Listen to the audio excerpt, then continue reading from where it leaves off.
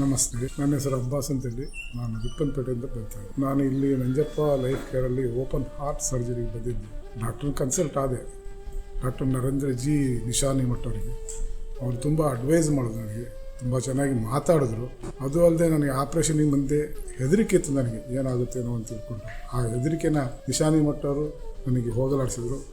ಏನಾಗಲ್ಲ, ತುಂಬ ಚೆನ್ನಾಗಿ ಮಾತಾಡ. ನನಗೆ ಡಾಕ್ಟ್ರ್ ಅಂದರೆ ಈ ಥರನೇ ಇರಬೇಕು ಡಾಕ್ಟ್ರು ಅಂತೇಳಿ, ಆ ಥರ ಇದ್ದರು ಡಾಕ್ಟ್ರು.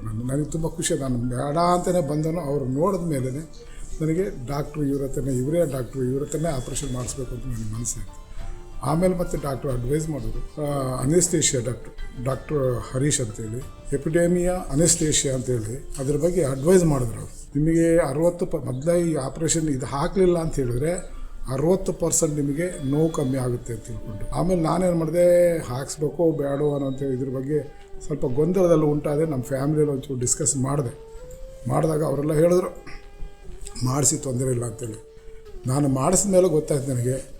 ಅದು ನನಗೆ ಆಪ್ರೇಷನ್ ಆಗಿದ್ದೇ ನನಗೆ ಗೊತ್ತಾಗಿಲ್ಲ. ಇವರು 80% ಹೇಳಿದರು, 95% ನನಗೆ ನೋವು ಕಮ್ಮಿ ಆಗಿತ್ತು. ಇದನ್ನು ಮಾತ್ರ ಯಾವುದೇ ಓಪನ್ ಹಾರ್ಟ್ ಸರ್ಜರಿ ಖಂಡಿತವಾಗಿ ಹಾಕಿಸಿ, ತುಂಬ ಒಳ್ಳೆಯದಾಗುತ್ತೆ. ನಿಮಗೆ ನೋವಂತೂ ಒಂದು ಚೂರು ಗೊತ್ತಾಗಲ್ಲ. ನನಗೆ ನೋವು ಇತ್ತು ಅಂತ ಹೇಳ್ಕೊಂಡೆ ನಾನು ಆಪ್ರೇಷನ್ ಬೇಡ ಅಂತ ಹೇಳಿದನು. ಇದು ಹಾಕಿದ ಮೇಲೆ ಗೊತ್ತಾಯಿತು, ಯಾರೇ ಹಾಕ್ಸ್ಕೊಳ್ಳಿ, ಆಪ್ರೇಷನ್ ಮಾಡಿಸ್ಕೊಳ್ಳೋರು ತುಂಬ ಒಳ್ಳೆಯದಾಗುತ್ತೆ. ದೇವರು ಒಳ್ಳೇದು ಮಾಡಲಿ. ಮತ್ತು ಅದು ಅಲ್ಲದೆ ITU ಅಲ್ಲಿ ಎಲ್ಲ ಸ್ಟಾಫ್ಗಳು ನನಗೆ ಮಕ್ಕಳ ಥರ ನೋಡ್ಕೊಂಡಿದ್ದಾರೆ. ಖುಷಿ ಆಯ್ತು ಅವ್ರ ಬಗ್ಗೆ, ಎಲ್ಲರ ಬಗ್ಗೆ ಸ್ಟಾಫ್ ಎವ್ರಿಥಿಂಗ್ ಯುವರ್ ಸೆಲ್ಫ್ ಎಲ್ಲರೂ ನನಗೆ ತುಂಬ ಸಹಕಾರ ಕೊಟ್ಟಿದ್ದಾರೆ. ತುಂಬ ಚೆನ್ನಾಗಿ ನನಗೆ ಸೇವೆನೂ ಮಾಡಿದ್ದಾರೆ. ಅದನ್ನು ನಾನು ಅವರಿಗೆ ತುಂಬ ಥ್ಯಾಂಕ್ಸ್ ಹೇಳ್ತೀನಿ. ಅದು ಅಲ್ಲದೆ ನಿಶಾನಿ ಮಠ್ ಅವರಿಗೆ, ಡಾಕ್ಟರ್ ಹರೀಶ್ ಅವರಿಗೆ ನನ್ನ ತುಂಬ ಹೃದಯದ ವಂದನೆಗಳು ಹೇಳ್ತೀನಿ.